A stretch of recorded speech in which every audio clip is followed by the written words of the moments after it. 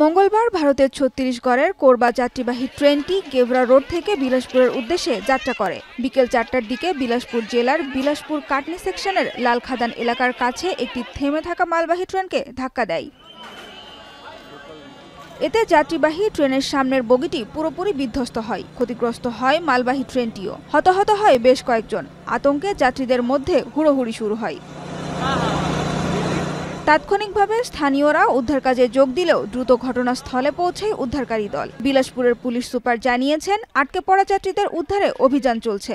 গুরুতর আহতদের ট্রেনের ভেতরেই চিকিৎসা দেয়া হচ্ছে। দুর্ঘটনার কারণে ওভারহেড বৈদ্যুতিক তার ও সিগন্যালিং সিস্টেম ক্ষতিগ্রস্ত হওয়ায় ওই রুটে বেশ কিছু ট্রেন চলাচল স্থগিত করা হয়েছে এবং কিছু ট্রেনের রুট পরিবর্তন করা হয়েছে।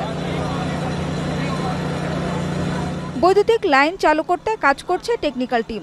দুর্ঘটনার কারণ এখনো জানা যায়নি। এরই মধ্যে তদন্ত শুরু করেছেন রেল কর্মকর্তারা। প্রাথমিকভাবে ধারণা করা হচ্ছে সিগন্যালিং সিস্টেমের ত্রুটির কারণেই এ সংঘর্ষের ঘটনা ঘটতে পারে। সানজিদা ইসলাম তন্নি, এখন বিশ্ব।